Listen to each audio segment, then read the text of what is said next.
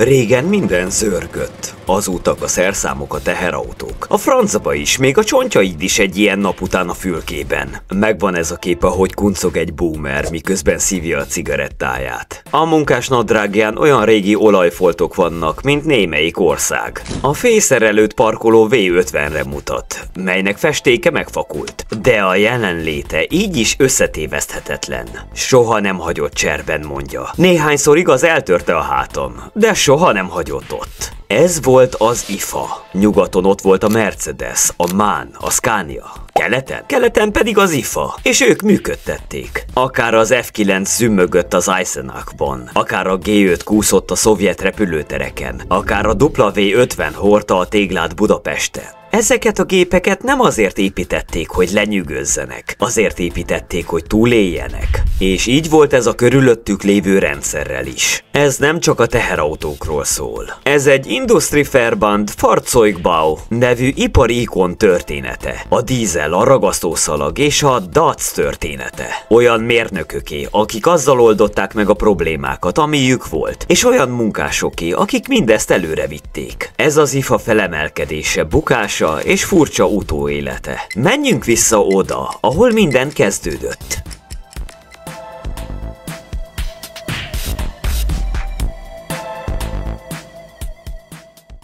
Az IFA egy olyan világban született, ahol Németország épp fejest ugrott a 20. század legszörnyűbb háborújába. Minden romokban hevert. A szovjetek keletről nyomultak előre, és ahelyett, hogy távoztak volna, utasításokat kezdtek kiadni. Egy ilyen parancs érkezett 1948-ban. Építsenek egy központosított járműgyártó birodalmat az új kelet-német állam szükségleteinek kielégítésére. Semmi luxus, semmi cicoma, csak használhatóság. Legkorábbi terméke, a H3 teherautó semmi finomkodást nem mutatott. Náci félhernyókocsikból kölcsönzött technológiára támaszkodott, melyet kerekekkel ellátott vázzá alakítottak át, és a gazdaság talpra állítására használtak fel. De az IFA nem korlátozódott teherautókra. Motorkerékpárokat, traktorokat, furgonokat, buszokat és autókat is gyártott. Az IFA nem egyetlen vállalatként működött. Gyártó koalíciójaként funkcionált, beleértve a Barkast, a Roburt, a Sachsenringet, más néven Trabantot, a Simpsont és az EMV-t. A modell a központosított együttműködés javára elutasította a versenyt. A termelés túlélést jelentett, nem presztízst. E hatalmas ipari szervezet mögött olyan mérnökök és projektvezetők álltak, mint Werner Lang, akinek a Trabant megalkotását tulajdonítják, és Walter Kaden, a kétütemű motorokat forradalmasító olajzseni. Ezek az egyének nem a személyes gazdagságot hajszolták. Állami struktúrákon belül dolgoztak, megpróbálva mechanikai megbízhatóságot kovácsolni a hiányból és a menthető anyagokból.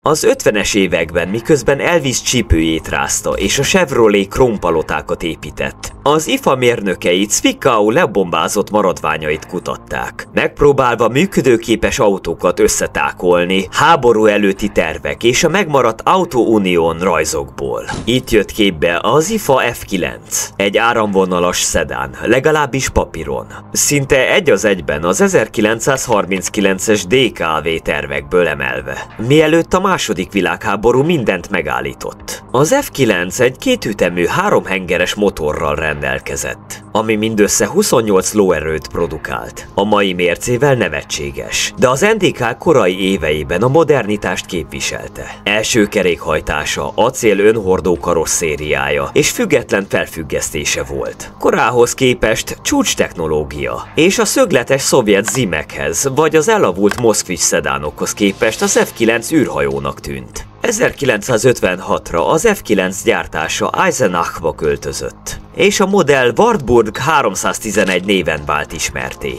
Még mindig a Kadenichlete kétütemű logika hajtotta. Ezek nem sportautók voltak, a mindennapok hősei voltak. Iskolába szállítás, burgonyaszállítás és családi nyaralások a Balti-tengerhez, feltéve, ha sikerült benzint szerezni. Eközben az IFA teherautó üzletága magasabb szintre lépett. A G5 lépett a színre. Egy 6 kerekű, 3 tengelyes erőmű, amelyet elsősorban a kelet-német hadsereg és a népi rendőrség számára terveztek. Kapcsolható összkerékhajtással, masszív 9 literes dízelmotorral és akkora nyomatékkal rendelkezett, hogy egy betonbunkert is fel tudott volna húzni a hegyre. A G5 a keleti blokk gerincét képező járművé vált. Tűzoltóautóként, mobildaruként, repülőtéri seprőgépként és vízágyúként is bevetették. Különösen olyan események során, mint a berlini fal építése 1961-ben. Lényeges, hogy a G5 alkatrészei megegyeztek az IFA nehezebb tehérgépjármű sorozatával, a H6-tal, ami leegyszerűsítette a javításokat és az ellátási láncokat. Egy olyan állami rendszerben, ahol állandó alkatrészhiány volt. Műszaki furcsaságai ellenére, mint például a központi differenciálmű hiánya, ami a burkolt úton való kanyarodást hangos gumicsikorgató kockázattá tette, a G5 tiszteletet vívott ki. Egy olyan helyen, ahol a funkció felülmúlta a kifinomultságot, tökéletesen illett a képbe.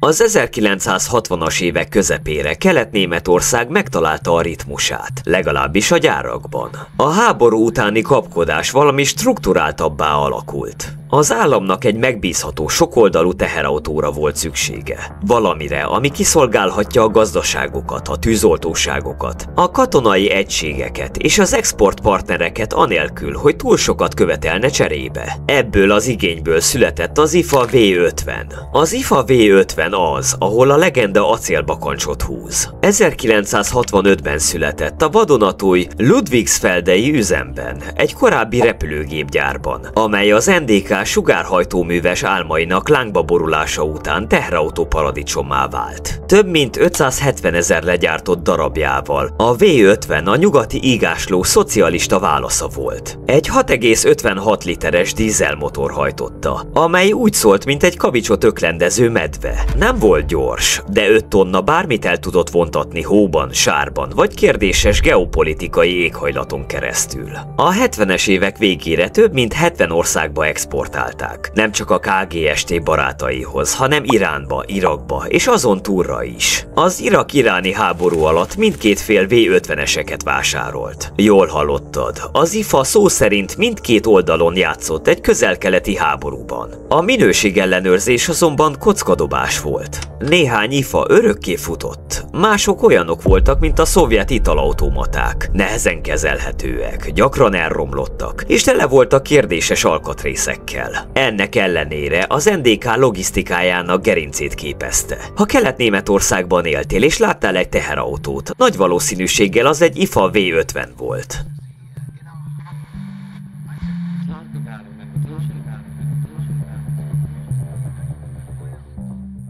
Az 1980-as évek furcsa koktél volt. Miközben nyugaton a szintipop, a hosszan hátrafésült haj és a kokain hódított, kelet a saját súlya alatt rogyaszkodott. Az IFA V50 feltételezett utódjának, az L60-nak nehézkes volt a születése. Túl későn jött, túl bonyolultra sikerült, és a blokkon kívül senki sem akarta. Eközben Nyugat-Németország olyan teherautókat dobott piacra, amelyeknek nem kellett motor előmelegítés augusztusban. Belsőleg az IFA ugyanazzal az ellenséggel nézett szembe, mint az egész NDK, a stagnálással. Igaz, a teherautók még gördültek le a szalagról, de az innováció leállt. Amikor 1989-ben leomlott a fal, ez nem csak az ideológiáról szólt, az elavulásról is. A zárt piacra épített kelet-német technológiának semmi esélye nem volt a globális versenyben. 1990 júliusára elhallgatott a zene. A gyártósorok leálltak. A Mercedes-Benz beköltözött, hogy sprintereket gyártson a régi gyárakban. Az IFA véget ért, vagy legalábbis úgy tűnt. Ekkor lépett színre Heinrich von Nathusius, Johann Gottlob Nathusius ükunokája. aki gyakorlatilag feltalálta az ipari kapitalizmust 100 országban. 1992-ben Heinrich 10 millió német márkáért megvásárolta a régi IFA Gelenkwelle vállalatot, és úgy döntött, hogy kirángatja a keletnémet mérnöki tudást a szakadékból. A teherautók eltűntek. Helyükre a kardántengelyek léptek. Nem olyan szexi, de kritikus fontosságú. Modernizálta a gyárakat, üzleteket kötött a Volkswagennel és az Audival, és Haldensleben újra számított. A 2000-es évekre az IFA már nem kommunista relikvia volt, hanem globális beszállítóvá vált, alkatrészeket szállítva minden kontinensre.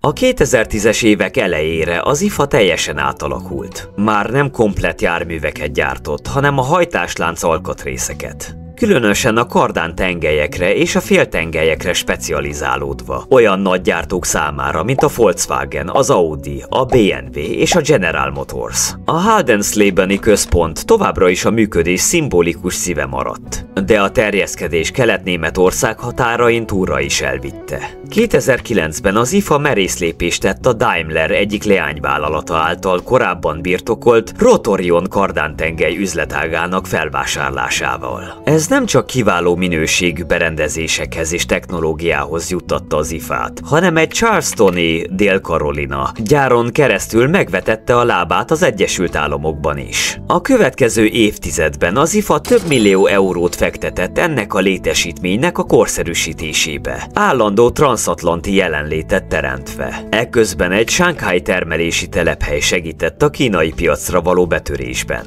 míg egy új, ujjazdi lengyelországi gyár támogatta az Európában növekvő keresletet. 2016-ra az éves forgalom elérte az 582 millió eurót, és a vállalat mintegy 2500 embert foglalkoztatott több országban. Az IFA beszállítói díjakat kapott a General Motors-tól és a Volkswagen-től, és megbízható, precíz gyártóként szerzett hírnevet. Papíron minden nagyszerűen nézett ki, azonban a dolgok nem voltak ennyire simák a színfalak mögött. 2020-ban a belső konfliktusok felszínre törtek. Manfred Meyeringet, egy kemény döntéseiről ismert korábbi vezetőt tanácsadóként visszahívták. Visszatérése felháborodást váltott ki a ranglétrán. A személyzet a hóhérnak nevezte a korábbi elbocsátásai és az agresszív szerkezetátalakítási taktikái miatt. A korábbi leépítések miatt már amúgy is feszült munkaerőgárda egyre jobban szorongott. Az IFA Powertrain vezetőségének Arno Hasselhorst vezérigazgatóhoz intézett levele komoly aggályokat fogalmazott meg. Meyeringet a vezetés aláásásával, termelési késések okozásával és a bizalom erodálásával vádolták. Korábbi döntései már komoly szerződésekbe kerültek a vállalatnak, köztük egy 120 millió eurós közös projektbe a Magna beszállítói óriással. A karbantartást állítólag elhanyagolták, a gépek gyakrabban meghibásodtak, és a morál zuhant. Az űrzavar ellenére a termelés nem állt le teljesen. A gyártósorok tovább működtek, ha nem is zökkenőmentesen. A teherautók nem tértek vissza, de a nehézségeken való átküzdés öröksége az megmaradt. 2024-ben az IFA kritikus válaszúthoz érkezett. A müncheni székhelyű iEquita tulajdonában lévő vállalat megkezdte a szerkezetátalakítási erőfeszítéseket, hogy a több éves turbulencia után visszanyerje pénzügyi stabilitását. Új vezetéssel, karcsúbb működéssel és az elektromos járművek alkatrészeire, különösen a féltengelyekre való megújult összpontosítással az IFA célja, hogy releváns maradjon egy gyorsan fejlődő iparágban. Bár a termelés egy részét kiszervezik, a központi mérnöki tevékenység Szász-Anhaltban marad.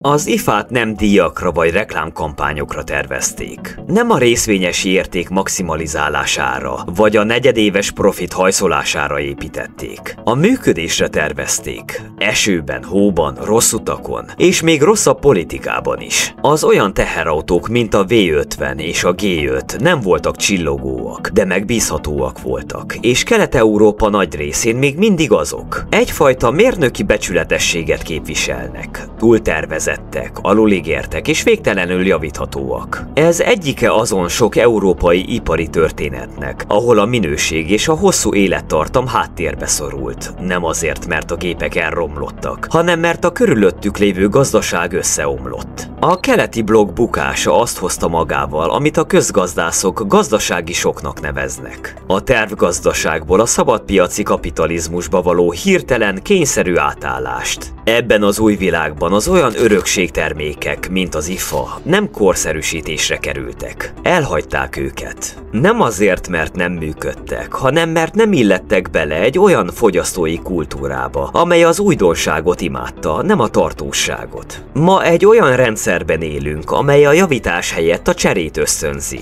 A külsőségek a funkció felett, a túltermelés a fenntarthatóság felett. De mi van azokkal a régi ifákkal, amelyek még mindig kint vannak az utakon? Emlékeztetnek arra, hogy az egyszerűbb, erősebb és lassabb néha megnyeri a hosszú távú játszmát. Szóval, ha látsz egyet zötyögni egy földúton, ne nevess, az nem ócskavas, az a kitartás. És talán az igazi kérdés nem az, hogy ezek a gépek miért működnek még mindig, hanem az, hogy az őket felváltó világ miért ég ki ilyen gyorsan.